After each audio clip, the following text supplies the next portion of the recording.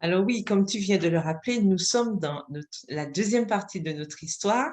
Et si vous vous rappelez bien, il s'agissait de Shermaine, qui habite la Thaïlande, mais qui vient de Malaisie. Et après avoir donné sa vie au Christ, elle s'est rendue compte que les relations avec sa mère étaient vraiment difficiles, que ça constituait un péché, car pour elle, elle ne respectait pas le cinquième commandement. Et lorsque nous avons terminé notre histoire, elle demandait à Dieu justement de l'aider à pouvoir surmonter cela pour rétablir, pour pouvoir honorer sa mère et rétablir la relation avec elle. Et la question était, mais comment y arriver? Elle nous dit qu'elle a prié avec ferveur pendant 2 longues années au sujet de ce péché. Et parfois, elle a même interrogé Dieu. Ô Seigneur, comment comptes-tu me changer? S'il te plaît, fais quelque chose. Et elle nous dit que ses deux frères et ces deux jeunes frères et sœurs, justement, sont rentrés en Malaisie pour une grande réunion de famille à la fin de 2018. Sa sœur et son mari, qui habitent aux États-Unis, sont rentrés. Son petit frère, lui, est venu de la Thaïlande.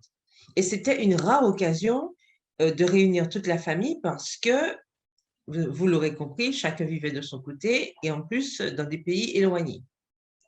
Et son frère, qui s'appelle Luther, qui a 11 ans de moins qu'elle, a remarqué qu'entre sa mère et elle, ça n'allait pas. Donc, il a remarqué ce conflit. Et pendant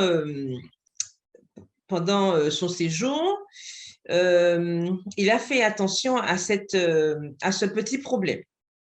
Et le jour où il est retourné en Thaïlande, il a laissé une lettre pour sa sœur dans son livre de méditation matinale. Et elle a trouvé évidemment la lettre le lendemain. Et la lettre disait ceci: c'est le cœur lourd que j'écris cette lettre. Je rends grâce et louange à Dieu que tu aies appris beaucoup de vérités qui ont apporté un changement positif dans ta vie. C'est en effet une joie de voir ma sœur marcher sur le chemin du ministère, quelque chose dont je suis fière et que j'admire lorsque je te regarde. Gloire et louange à lui. Parlons de Dieu, bien sûr. Après avoir prié et contemplé mon état de pécheur imparfait, j'ai réussi à rassembler un peu de courage pour t'écrire avec mon cœur, concernant tes relations avec notre mère. Je comprends que notre mère est imparfaite, elle peut parfois être déraisonnable et elle nous irrite. Pourtant, elle est la mère que notre Dieu parfait nous a donnée pour l'aimer, pour la traiter avec respect et pour lui obéir. Je sais bien que notre mère a ses défauts, mais son intention est toujours d'être une mère envers son enfant dont elle prend soin. Nous n'aurons peut-être jamais le privilège de comprendre pleinement pourquoi elle fait ce qu'elle fait. Je crains que tu ne réalises pas que tu as une attitude impulsive envers notre mère qui peut être déraisonnable et montrer des fruits d'impatience, d'ego et de fierté. Je crains aussi que cela puisse être un obstacle potentiel pour les gens autour de toi quand ils voient comment tu traites notre mère et comment tu parles d'elle. Encore une fois, j'écris cela avec le cœur lourd et dans l'intention de réprimander ma sœur que j'aime et dont je prends soin. Je n'ai peut-être pas bien écrit ce message, mais j'ose espérer et je prie que le Saint-Esprit parle personnellement à ton cœur et te donne l'esprit de réconciliation. Prends soin de toi avec beaucoup d'amour et de prière, ton petit frère. Et Shermaine nous dit qu'après avoir lu la lettre, elle a pleuré pendant plus d'1 heure, implorant le pardon de Dieu et en même temps le louant de lui avoir parlé par l'intermédiaire de son frère. Alors que son moi charnel, elle nous dit, veut encore déshonorer sa mère, elle n'a pas su hausser la voix sur elle depuis ce jour.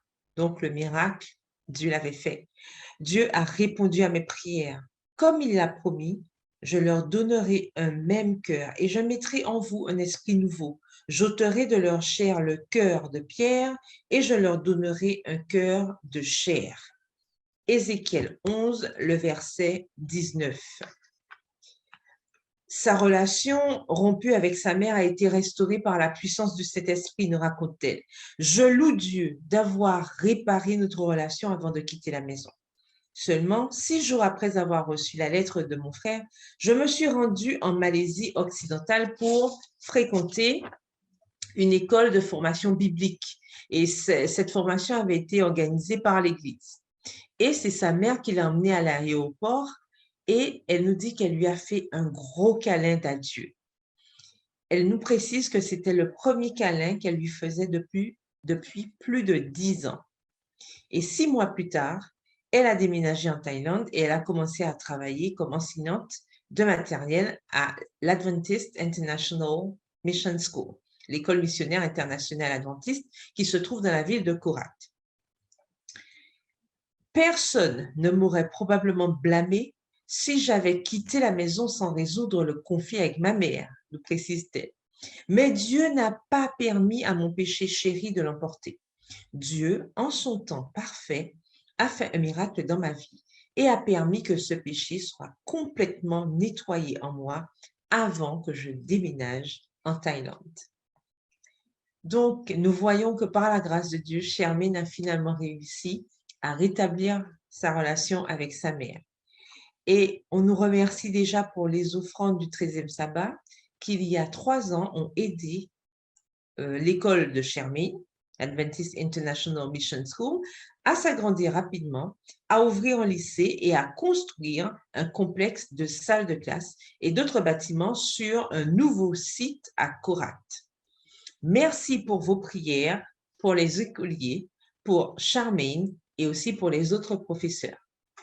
Et dans la rubrique culturelle du jour, on nous précise que la superficie de la Thaïlande est de 513 115 km². Le Cambodge et le Laos sont ses voisins à l'est et au nord-est, et le Myanmar, donc la Birmanie, au nord-ouest. Vous pouvez le voir sur la carte qui est affichée. À l'ouest se trouve la mer d'Andaman et le golfe de Thaïlande.